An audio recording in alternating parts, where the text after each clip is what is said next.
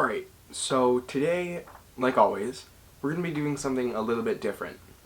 I've done a lot of different videos on my channel, and I think it's time to do a part 2 of a video. And what is more entertaining than haunted dolls and aliens? Am I right? Like this video right here, I think that was pretty good. So now, I've got 2 more stories for you about Halloween ghosts and arson. So, let's get right into the first story.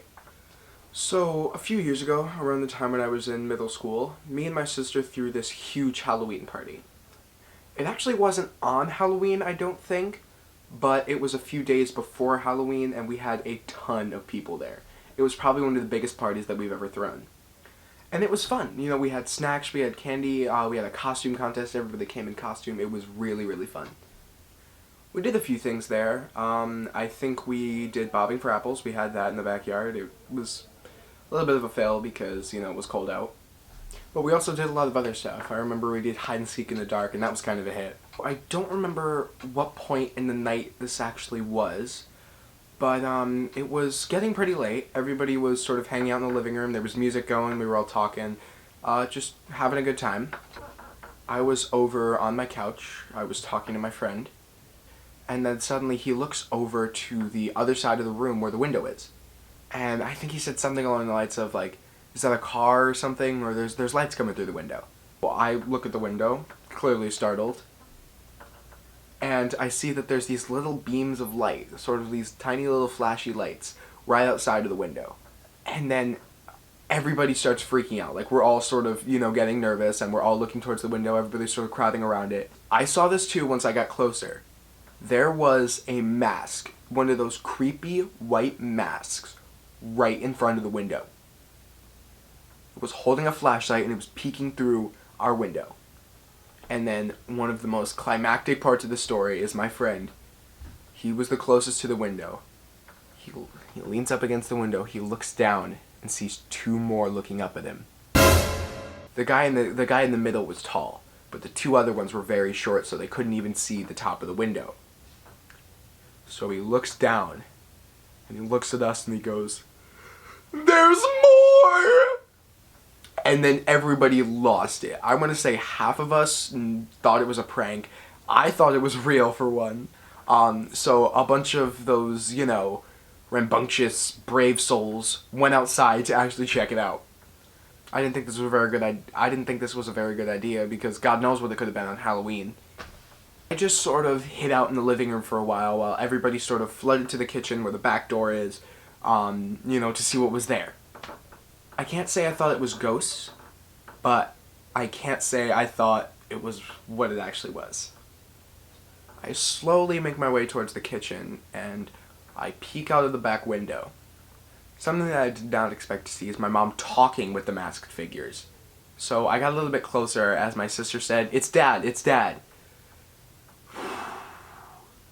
This just is going to add to the prank list that my dad has pulled on me, but this was by far one of the most scary ones. Apparently he and my 2 younger siblings went to Party City and bought these white masks to put on, and then they wanted to crash our party. I think my mom was in on it, I'm not sure, but it was definitely one of the most adrenaline-rushing moments of my life. Looking back on it though, I'm sort of glad that it happened. I mean, the party was going well and all, but that really spiced things up. Alright, so the next story actually happened a little bit more recently. To kick off the end of the school year, me and my friends all brought all of the papers that we had saved throughout the entire school year and burned them. That's right, so we sort of treated it as like an all-out party. I don't usually have parties at my dad's house, so my parents let me go a little bit overboard. We got snacks, we got pizza, we had everything. One of my friends hung out on the trampoline for the most of the night, but then we all sort of gathered by the fire. We did little speeches on the teachers that we loved, teachers that we hated, and then threw most of the papers into the fire. We had a lot of papers. And I mean stacks, like each of us had a stack maybe this thick. It was insane. My dad had actually gotten a new pan for the fire, so I didn't want to fill it completely with ash, so we didn't get to burn all of the papers. 2 of my friends ended up sleeping over that night, so I didn't get a chance to clean up that night. But in the morning, when they left, I go out into the yard, and the whole yard is trashed. My yard and my patio especially, there were just papers everywhere. So I went around, I picked up each paper one by one, and then I put them all in my trash can. And as I was cleaning off the patio table, I grabbed a paper plate. It was an empty paper plate. And I look over at the fire. The fire pit is down. It has been down all night. And I look at the fire, and I just think, wow, there's a lot of ashes in there. We just got that new fire pan, and I don't like seeing all those ashes there. So I wanted to take just a little bit out. I grabbed the paper plate. I scoop up maybe, I'd say a handful's worth of ash, and then I bring it to the garbage. So I put some of the paper in. I did a few trips, and then I dumped the paper plate with the ash in, and it wasn't that big of a deal. As I started doing more and more rounds, my garbage can actually has a small hole in it, so I saw this sort of white kind of dust coming out of it. I just assumed that it was the wind blowing the ashes, blowing a little bit of the ashes out. I didn't think much of it.